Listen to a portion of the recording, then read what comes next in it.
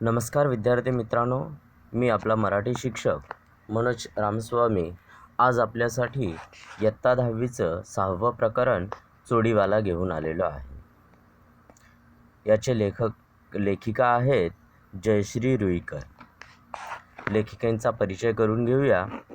प्रसिद्ध लेखिका, त्यांचा जय पराजय, वेदनेला फूल आले या कादंबऱ्या, मृगजळ, अंतर्मन हे कथासंग्रह, स्वप्नातील विहीर ही बालकादंबरी इत्यादी पुस्तके प्रकाशित आहेत. जयश्री रुईकर एक प्रसिद्ध लेखिका है. उनकी जय पराजय, वेदनेला फूल आले यह 2 नॉवेल्स हैं जो प्रकाशित हुए हैं. मृगजळ, अंतर्मन यह कथा संग्रह प्रसिद्ध है उनका, और स्वप्नातील विहीर ये छोटे बच्चों के लिए नॉवेल लिखा हुआ है. आगे हम बढ़ते हैं हमारी पाठ की प्रस्तावना.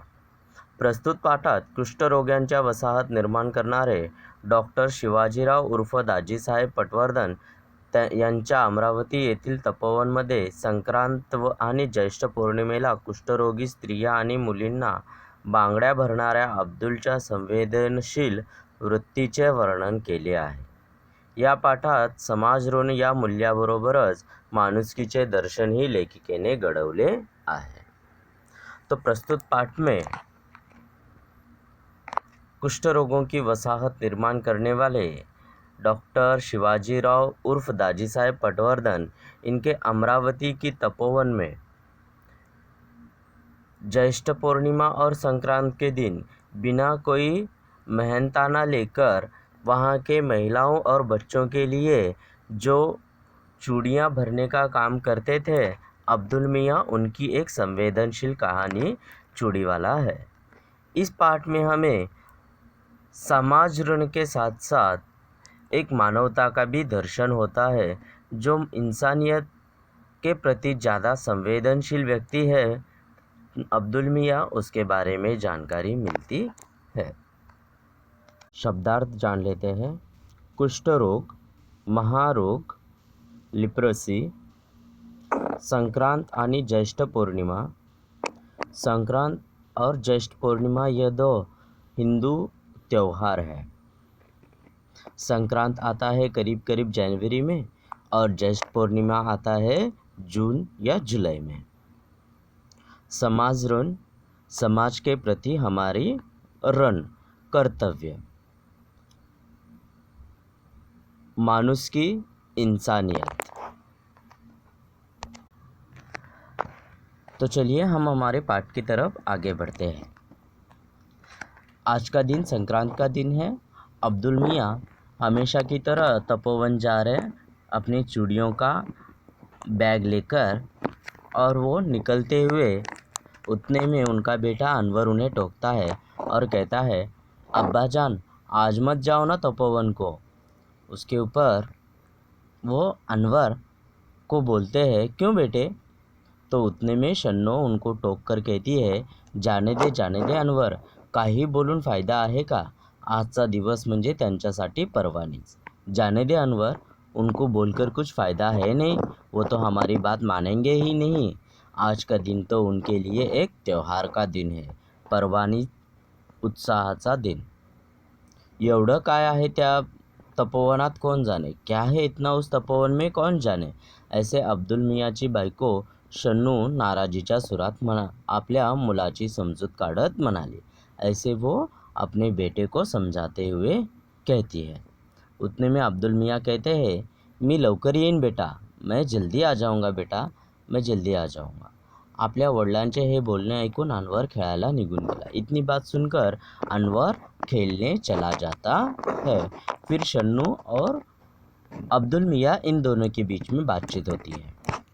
आज संक्रांत, त्यात मंगळवार, कितीतरी बायका बांगड्या भरायला आणि देवीच्या दर्शनाला येतील. तो शन्नो कहने लगी, आज एक तो संक्रांत है और उसके ऊपर मंगलवार, तो ये हिंदू महिलाओं के लिए एक पवित्र दिन है. कितने ही तो महिलाएं आज चूड़ियाँ भरने के लिए दुकान पर आएगी और देवी दर्शन के लिए आएगी, आणि आपलं दुकान बंद, और उस समय अपना दुकान बंद रहेगा. क्यों? क्योंकि आप तपोवन जाने वाले हो, तो हमारी दुकान आज बंद रहेगी. रघु भैयाचा धंदा तेजीत चालणार. रघु भैया का धंदा तेजीसे चलेगा. आज आणि उद्या लगेच नवीन वस्तू येईल रघु भैयांच्या घरात आणि तुम्ही और धंधा अच्छा चलने की वजह से आज और कल एक नई चीज़ रघु भैया के घर पे आएगी. और आप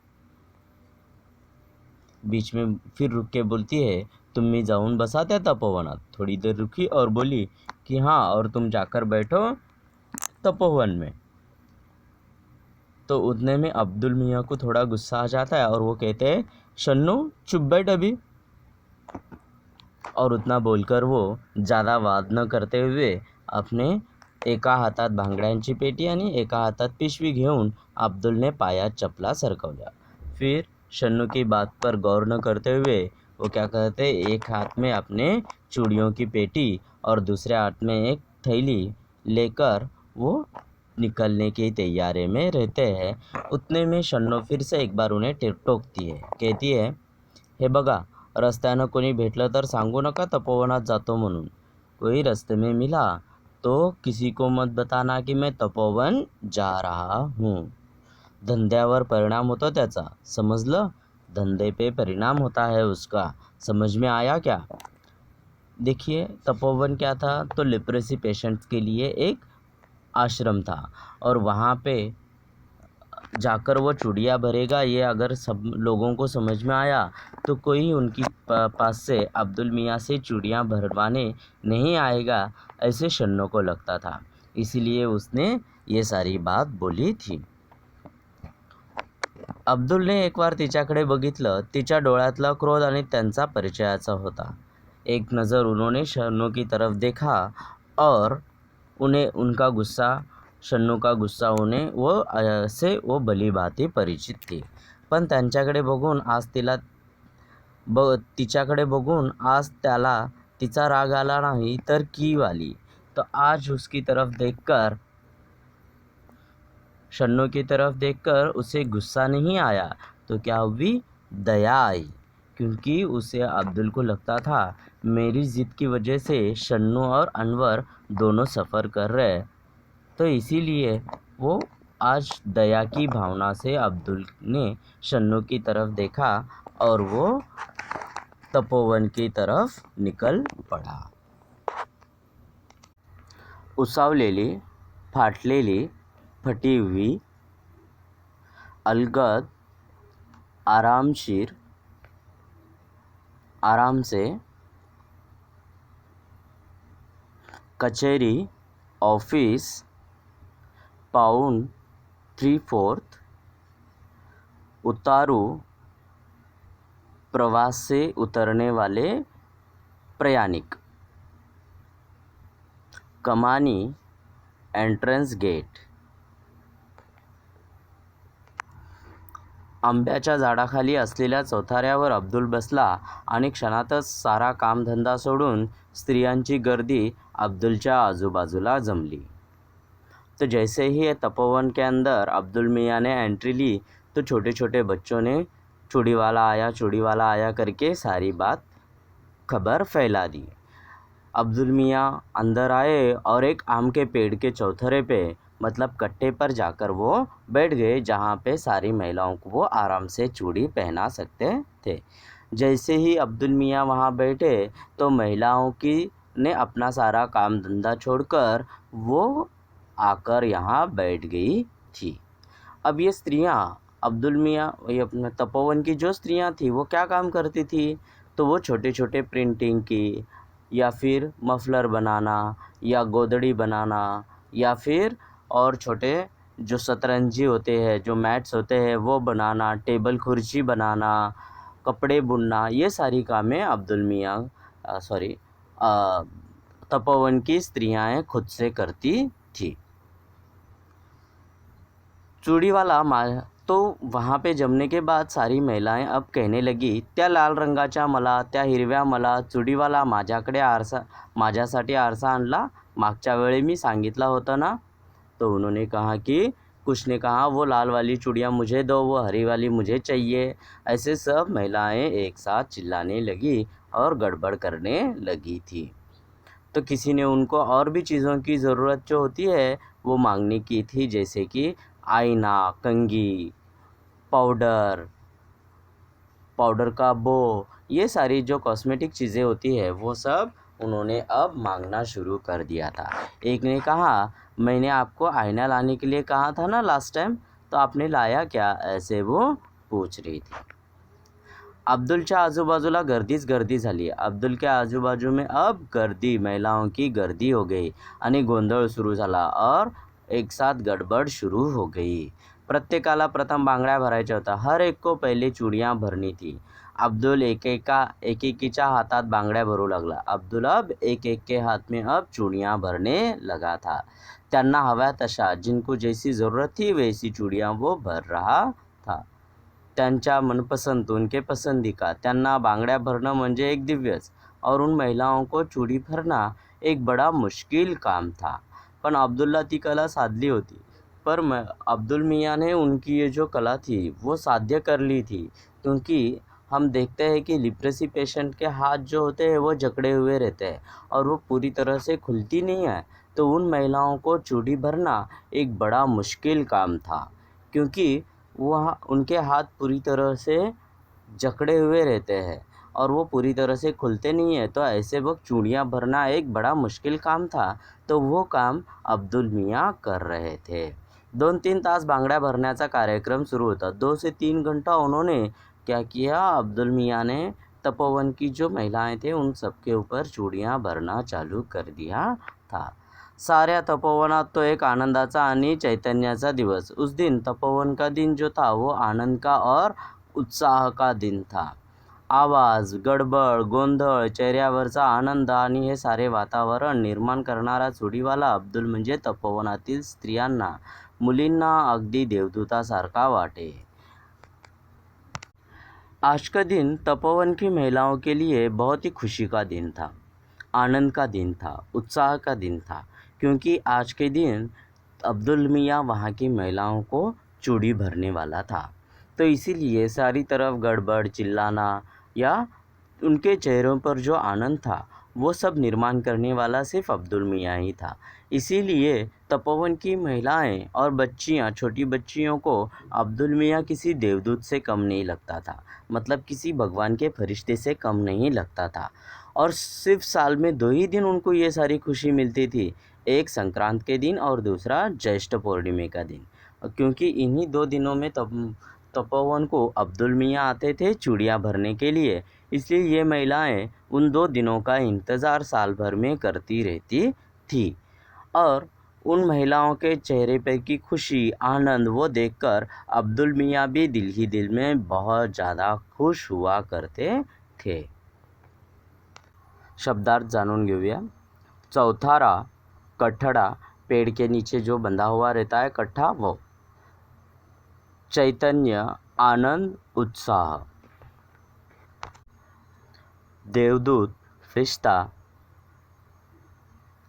आतुरतेने वाट पाहणे, बहुत ज़्यादा इंतज़ार करना, खूब वाट पाहणे.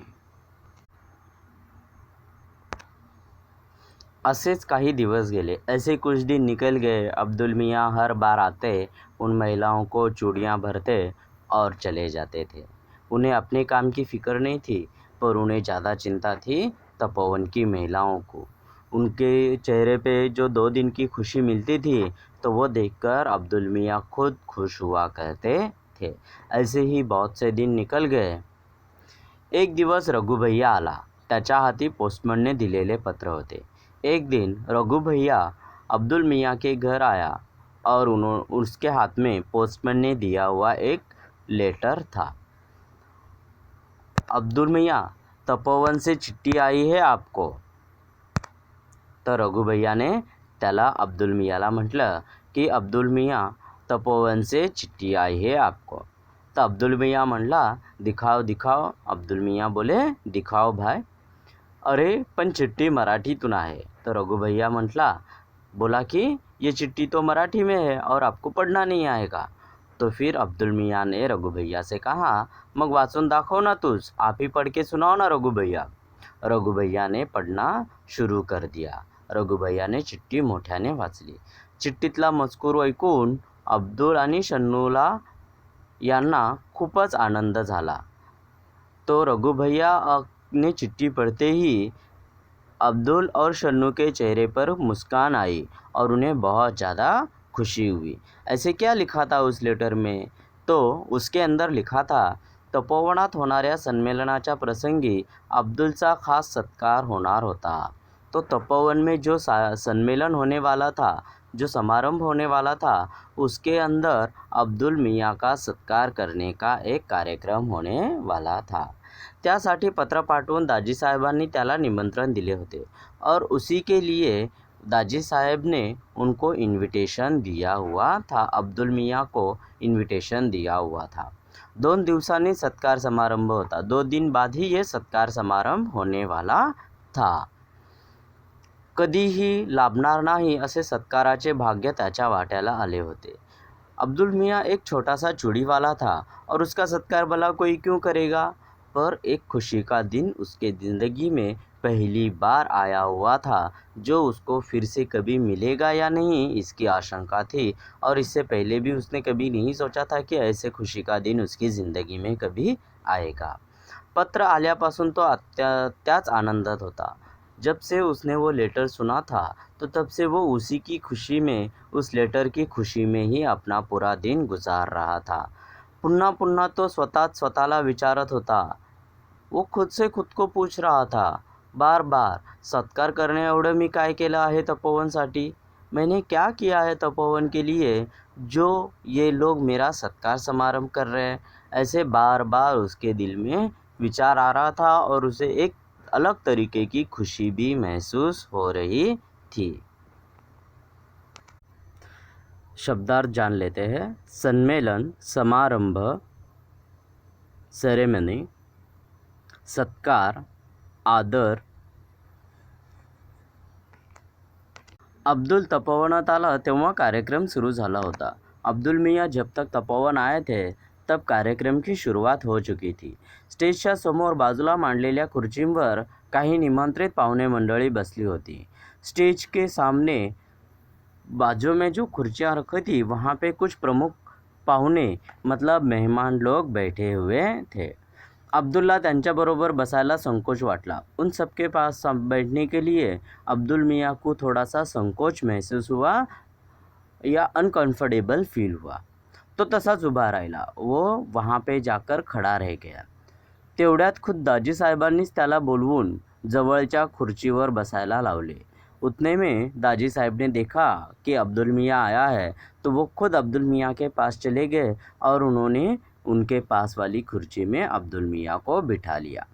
सत्कार समारंभाच्या कार्यक्रमाला सुरुवात झाली और फिर उस कार्यक्रम की सेरेमनी की शुरुआत हो गई। शुरुआतीचे अध्यक्षाचे स्वागत, शुरू में जो अध्यक्ष थे उनका स्वागत हुआ और कुछ औपचारिक झाल्यानंतर दाजी साहेबांनी बोलायला सुरुवात केली और कुछ थोड़ी बहुत फॉर्मेलिटीज़ कंप्लीट होने के बाद दाजी साहेब बोलना शुरू कर दिया। अब्दुल बघतच राहिला। अब्दुल उनकी ओर देखते ही रह गया। 84 वर्षाचे वृद्धपनाचा ताठपना, 84 ईयर्स के जो ओल्ड मैन थे उनको देखने में वो बिल्कुल खंबीर लग रहे थे। उनचं सड़सड़ित देह यष्टि, ऊंची और सड़सड़ित मतलब पतली सी और अच्छी सी देह यष्टि उनकी थी। तेजपुंज चेहरा, तेज से भरा हुआ चेहरा, गौर वर्ण, सफ़ेद चेहरा, सफ़ेद रंग के थे। पांढरे स्वच्छ धोतर, एकदम स्वच्छ ऐसा धोतर वो पहनते थे। त्यावर बंद गळ्याची कोट और उसके ऊपर बंद गले का कोट भी वो पहना करते थे और डोक्याला केसरी फेटा और सर के ऊपर केसरी रंग का फेटा पहनते थे। या वयातही आवाजातला खणखणीतपणा आणि बोलण्यातली ऐट यामुळे अब्दुल भारावून बघत राहिला। दाजी साहेब बोलत होते तो इस उम्र में भी उनकी आवाज़ में जो चमक थी वो देखकर अब्दुल मियाँ खुद चौंक गए थे और उन्होंने वो अब्दुल मियाँ दाजी साहेब को देखते ही रह गए थे। दाजी साहेब बोलत होते, दाजी साहेब बोल रहे थे, रामानं सेतू बांधला, राम ने सेतू बांधा था, ब्रिज बांधा था, आपको रामायण की कहानी पता ही होगी कि रामायण में जब रावण सीता का हरण करके लेके जाते हैं तो राम जी उनके ऊपर युद्ध करने जाते हैं, तो बीच में जो समंदर है उसे भरने के लिए उन्होंने सेतु बंधन किया था, पण त्यासाठी अनेकांनी हातभार लावला। राम के इस कार्य में बहुत से लोगों ने अपने अपने तरीके का योगदान दिया था। अगदी लहानशी खार एक छोटीशी गिलहरी ने भी उनको एक मदत की थी, पण तिने सुद्धा आपल्या शक्तीप्रमाणे सेतुबंधनाला मदत केली। एक छोटी-सी गिलहरी ने भी सेतुबंधन के लिए अपने तरीके का योगदान किया था। भले ही बहुत बड़ा न हो, पर उसके हाथ में जितना है उतना उसने योगदान किया था। तशीच मदत या तपोवनसाठी देणाऱ्या काही व्यक्ती आम्हाला सुदैवाने लाभल्या आहेत। तो उसी तरह जैसे राम के सेतुबंधन में छोटी सी गिलहरी का महत्व है, उसी तरह तपोवन को बनाने में भी कुछ महत्वपूर्ण लोगों का हाथ है। और वैसे ही बहुत से लोग मुझे मिले हैं, कुछ व्यक्ती मुझे मिले हैं, उनमें बहुत से लोग हैं। संक्रांतीला आणि ज्येष्ठ पौर्णिमेला बांगड्या भरण्याचा प्रस्ताव जेव्हा समोर आला होता, तेव्हा अनेक बांगड्यावाल्यांना भेटून इथे येण्याबद्दल विनंती केली, पण कुणीही माझ्या विनंतीचा स्वीकार केला नहीं। तो अब्दुल मियाँ के बारे में दाजी साहब बताते हुए कहते हैं कि जब संक्रांत और ज्येष्ठ पूर्णिमा के दिन चूड़ियाँ भरने का प्रस्ताव सामने आया था, तो मैंने शहर के बहुत से चूड़ी वालों के पास गया और सबको रिक्वेस्ट की कि हमारे तपोवन की जो कुष्ठ रोगी महिलाएं हैं, महारोगी जो महिलाएं हैं, उनको चूड़ी भरने के लिए आप आओगे क्या? तो किसी ने भी उस बात को स्वीकार नहीं किया, विनंती को स्वीकार किया ही नहीं। आगे वो कहते हैं, अब्दुल मियाँने मात्र स्वतःहून इथे येण्याचं आश्वासन दिलं आणि दरवर्षी न चुकता अब्दुल मियाँ इधर येतात। और अब्दुल मियाँ ने खुद से सामने आकर उन्होंने क्या किया, तो उनको मैंने रिक्वेस्ट भी नहीं की थी, फिर भी वो सामने आकर उन्होंने खुद से वो स्वीकार किया। और वो बिना चूकते हुए, मतलब कभी भी मिस न करते हुए, वो ये 2 दिन आते हैं और उन महिलाओं को चूड़ी भरकर जाते हैं। येथील भगिनींच्या जीवनात आनंदाचा वर्षाव करतात और यहाँ की महिलाओं के दिल में खुशी का माहौल पैदा करते हैं। वर्षातले 2 दिवस तपोवनात अतिशय आनंदाने आणि उत्साहाचे असतात। उस साल के 2 दिन तपोवन के लिए बहुत ही आनंद के और उत्साह के दिन होते हैं। कुठल्याही मोबदल्याची अपेक्षा न करता अब्दुल मियाँ न बोलता दरवर्षी येतात। किसी भी मोबदला, मतलब किसी भी पैसे की अपेक्षा न करते हुए अब्दुल मियाँ बिना भूले हर साल वो महिलाओं को चूड़ी भरने के लिए आते हैं। तपोवनातील स्त्रिया मुलीबाळी यांच्या येण्याकडे डोळे लावून बसलेल्या असतात और तपोवन की महिलाएं भी उनके आने का इंतज़ार करते रहती है। अब्दुल मियांचे हे समाजकार्य ही मानवसेवा खरोखर फार फार मोठी आहे। तो अब्दुल मियाँ का ये जो समाज कार्य है वो बहुत बड़ा है, ऐसे दाजी साहेब कहते हैं।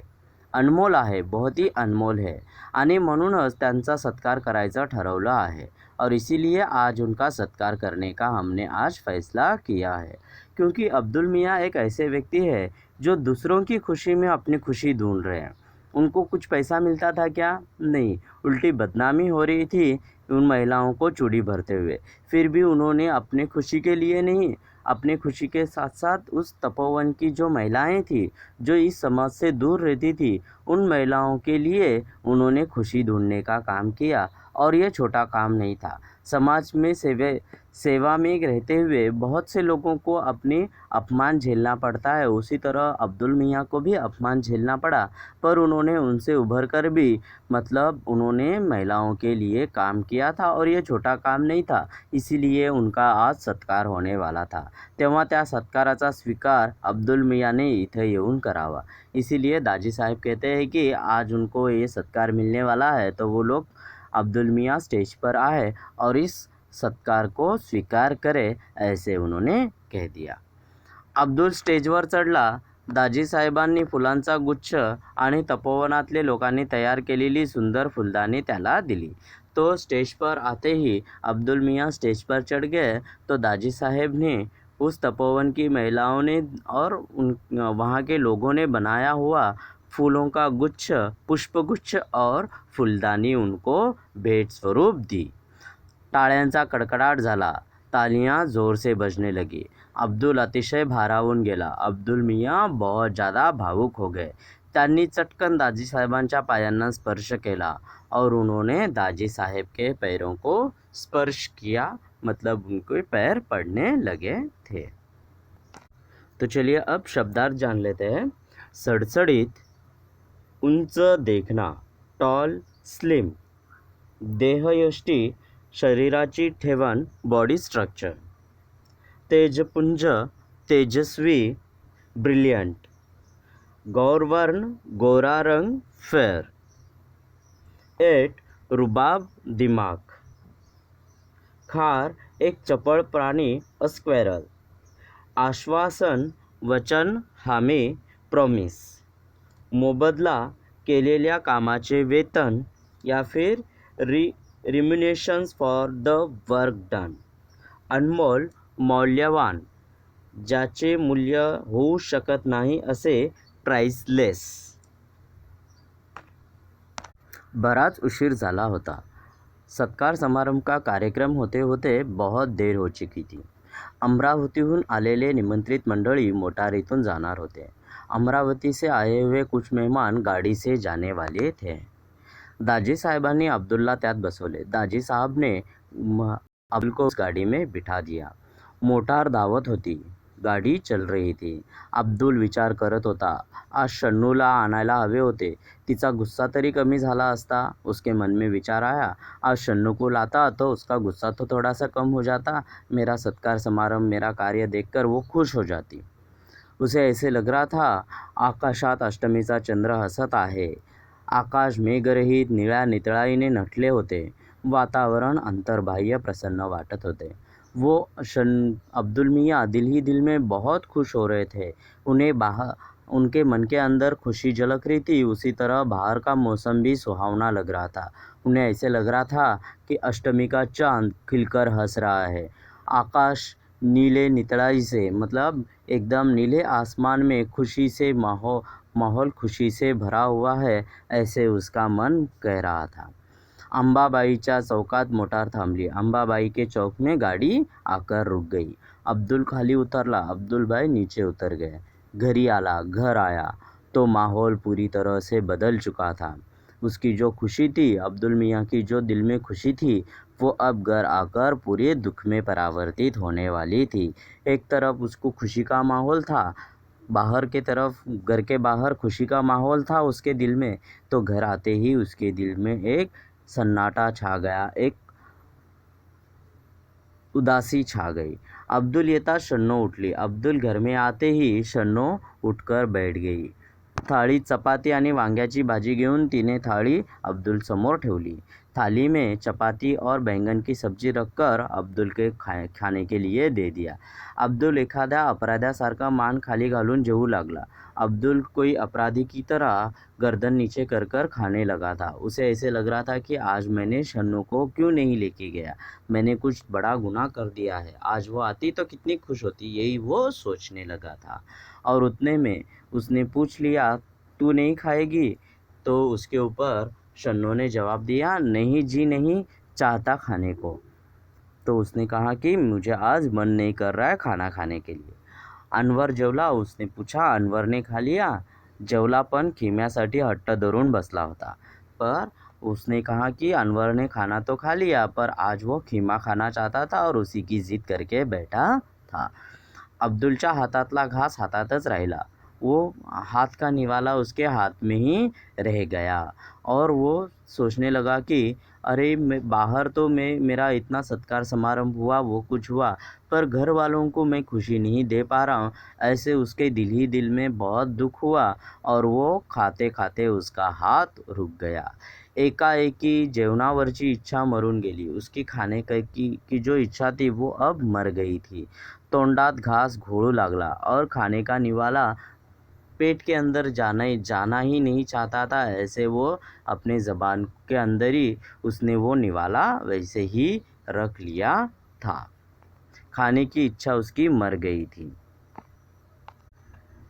उतने में शन्नो कहती है कितीदा सांगितलं हा धंदा सोडून दूसरा धंधा शुरू करा, पण तो शन्नो गुस्से में आती है और अब्दुल मियाँ से कहती है कि कितनी बार बोला है आपको कि ये धंधा छोड़कर कोई दूसरा धंधा करो, पर आप उसकी बात पूरी सुनता ही नहीं। शन्नूचे पुढचे बोलणे अब्दुलने ऐकलेच नाही, आगे की बात उन्होंने सुनी ही नहीं।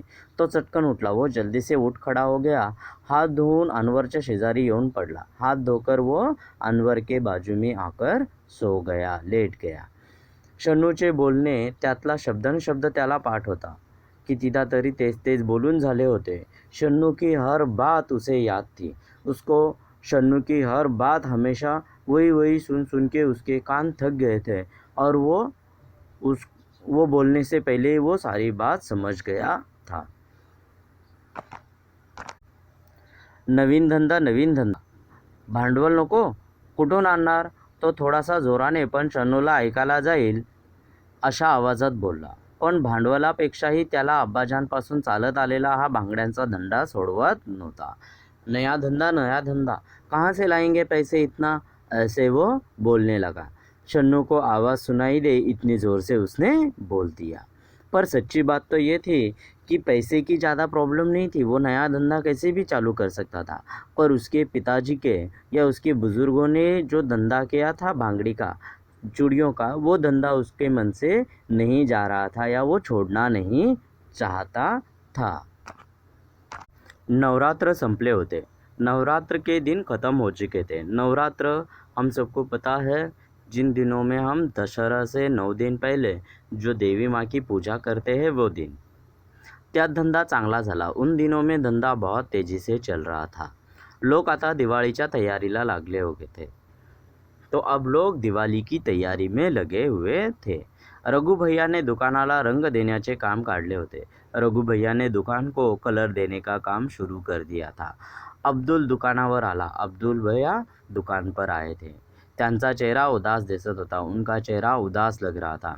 इसीलिए रघु भैया ने उनको पूछा। रघु भैया ने त्याला आवाज़ दिला, क्यों आज दुकान नहीं खोलता?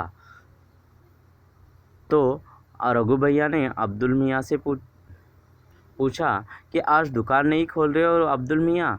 तो उसके ऊपर अब्दुल मियाँ ने जवाब दिया, नहीं रघु भैया, हे तपोवनच आता दाजी साहेबांच्या हाती राहिलं नाही। अब तपोवन दाजी साहब के हाथ में रहा ही नहीं। हे कळलं तेव्हापासून मन नाही लागत कामधंदा करायला। तब से मन ही नहीं कर रहा है काम करने का, धंधा करने का काम मन ही नहीं लग रहा है। आता बार बार मेरे मन में एक ही ख्याल आ रहा है, आता तपोवनचा काय होईल रे रघु भैया? अब तपोवन का क्या होगा रघु भैया? ये सोच सोच कर मैं बहुत उदास हो रहा हूँ। केवढी मोठी वसाहत, कितनी बड़ी आश्रम है वो, किती रोगी, कितने सारे रोगी रहते हैं वहाँ पे। आता त्यांची काळजी कशी घेतली जाईल रे? उन सब की चिंता हो रही है मुझे। उन सब का केयर कैसे किया जाएगा, उन सब का देखभाल अब कैसे किया जाएगा, ये सोच सोच कर ही मेरा मन खाया जा रहा है। आणि आयुष्याचं मोल देऊन तन मन धनानं फुलवलेली ती कर्मभूमी सोडण्याच्या कल्पनेनं दाजीसाहेबांना काय वाटलं असेल बरं? और जिस आश्रम के लिए उन्होंने अपना तन मन धन सब अर्पित किया था, उसे छोड़ने के ऊपर पर दाजी साहब के मन में कितना उदासीन आया होगा, कितना मन उनका भर गया होगा। ये सोच सोच कर ही मेरा मन बहुत उदास हो रहा है। अब्दुल विलक्षण हळवा झाला। बहुत ज़्यादा भावुक होकर अब्दुल ने यह सब रघु भैया से कह डाला। देवळातल्या पहारेकऱ्याने 2चे टोले दिले। शन्नू घोरत होती। अनवर गाढ झोपला होता। रात के 2 बज चुके थे, पर अब्दुल मियाँ को नींद नहीं आ रही थी। मंदिर में रात के 2 बजने की घंटी बज गई थी। शन्नू आराम से सोई हुई थी। अनवर भी गहरी नींद में था। अब्दुल उठला। अगदी हलकेच कोपऱ्यात बांगड्यांच्या पेटीवर ठेवलेल्या पिशवीतली एक एक वस्तू बाहेर काढू लागला। धीरे से अनवर उठ गया और घर के कॉर्नर में रखे हुए वो चूड़ियों की जो पेटी थी वो उसने निकाली और उसके अंदर से एक एक चीज़ बाहर निकालने लगा। पाउडरचा डबा, रुमाल, रिबीन, पिना, सोनेरी बांगड्या, साध्या बांगड्या, नायलॉनच्या बांगड्या, क्या क्या निकाला उसने? पाउडर का डिब्बा, रुमाल, चूड़ी सर पे बांधने वाली रिबिन, पिना, पिन, सोनेरी मतलब गोल्डन चूड़ियाँ, सादी चूड़ियाँ, नायलॉन की चूड़ियाँ, हर तरह की चूड़ियाँ और चीज़ें उसने संक्रांत के लिए या फिर तपोवन की महिलाओं के लिए निकाल के रखी थी. संक्रांतला हे सारे तपोवनात नेणार होता. ये सारी चीज़ें अब वो संक्रांत के दिन तपोवन को लेके जाने वाला था. तेथे चुडीवाला म्हणून स्त्रिया, मुली-बाळी धावत धावत त्याच्याजवळ जमणार होत्या. और जब वो वहाँ जाएगा तब सब महिलाएं, वहाँ की छोटी बच्चियाँ चुडीवाला आया करके एक साथ जमने वाली थी. काही काळ तरी सारे विसरून हसणार होत्या. थोड़े समय के लिए क्यों ना हो, पर सारे दुखों को भूलकर वो महिलाएं हंसने वाली थी. त्यांचे हसू बघून बघून मनोमन सुखावणार होता और उनके मन की खुशी देख देख कर अब्दुल मियाँ भी खुश होने वाले थे. पण आता सारे संभले होते. पर अब वो खुशी अब मिलने वाली नहीं थी. अब सब कुछ खत्म हो चुका था. स्वतःसाठी सारेच जगतात. सब लोग खुद के लिए जीते हैं. पण दुसऱ्यासाठी जगण्यातला आनंद, त्या आनंदाचे सुख वर्षातून फक्त दोनदाच अब्दुल अनुभवायचा. और दूसरों की खुशी के लिए जीने का अनुभव, आनंद वो कुछ और ही होता है. और वो अनुभव अब्दुल साल में सिर्फ 2 बार ले पाता था. पण आता तेही मिळणार नव्हते. अब वो सुख भी उसे अब मिलने वाला नहीं था. एखाद्या वस्त्राचा एकाकी रंग उडून जावे तशी त्याची जीवनेच्छा एकाकी उडून गेली. जिस तरह एखादे कपड़े को धूप में सुखाने पर उसका रंग उड़ जाता है, उस तरह उसको ऐसे लग रहा था कि मेरे जीवन की जो इच्छा थी, जो मेरा जीने का सहारा था, वो अब निकल गया है और मुझे अब जीने की कोई इच्छा बची ही नहीं, ऐसे अब्दुल को लग रहा था. त्या साऱ्या वस्तूंकडे बघत बघत अब्दुलचे डोळे पाण्याने काठोकाठ भरून आले. उन सारी चीज़ों को देख देख कर उसकी आंखें भर आई थी. त्या तपोवनाचा परिसर विरघळत होता और उसके अंदर, उस पानी में या उसके आंसुओं में पूरा तपोवन उसे अब दिखने लगा था. हळूहळू रात्र उतरणीला लागली होती और धीरे धीरे रात उतरने लगी थी और नई सुबह होने वाली थी. अब्दुल का तपोवन से जो रिश्ता था वो बहुत ही अनमोल था. वो अपने लिए कुछ नहीं करना चाहता था, पर तपोवन की जो महिलाएं थी, जो समाज से वंचित थी, जो समाज से अलग रहती थी, उन महिलाओं के चेहरे पर खुशी के लिए वो साल भर से वस्तुएं जमा कर कर के रखा करता था. तो मतलब अपने खुशी से ज़्यादा वो तपोवन की महिलाओं की खुशी के लिए वो जब बहुत ज़्यादा उत्साहित हुआ करता था. पर जब वो तपोवन उसके हाथ से निकल गया, मतलब उसको अब वहाँ पे सेवा करने का मौका नहीं मिलेगा ये पता चल गया, तो उसकी आंखें अब भर आई थी. उन महिलाओं को सोच सोच कर, साल में 2 बार क्यों ना हो वो महिलाएं खुश होती थी, ये सोच सोच कर अब वो उदास हो गया था और उसके आंखें अब भर आई थी और अब उसे ऐसे लग रहा था कि अब सब कुछ खत्म हो गया है. इस कहानी के महत्वपूर्ण किरदार में से दाजी साहेब पटवर्धन जी एक है. उस दाजी साहेब जी के बारे में थोड़ी सी जानकारी लेते हैं. उनका नाम डॉक्टर शिवाजीराव गणेश पटवर्धन जी है और वो भारत के स्वतंत्र सेनानी में से एक थे. वो खुद एक होम्योपैथिक डॉक्टर थे और उन्होंने 1950 में महाराष्ट्र के अमरावती ज़िले में तपोवन नाम की एक लिप्रेसी पेशेंट्स के लिए संस्था की स्थापना की थी. इस संस्था में उन्होंने अपना पूरा जीवन, तन मन धन सब समर्पित करके उन्होंने इस संस्था का निर्माण किया था. और इस संस्था में उन्होंने समाज में वंचित ऐसे घटक, मतलब लिप्रेसी पेशेंट्स के लिए काम किया था. बाद में ये संस्था गवर्नमेंट ऑफ इंडिया के अधीन हो गई और उनके महत्वपूर्ण योगदान के लिए डॉक्टर पटवर्धन जी को पद्म पुरस्कार से भी सम्मानित किया गया है. कैसा लगा मेरा ये लेसन ज़रूर बताइएगा. Please like, share and subscribe us on Manoj Marathi tutorials by Manoj sir. धन्यवाद.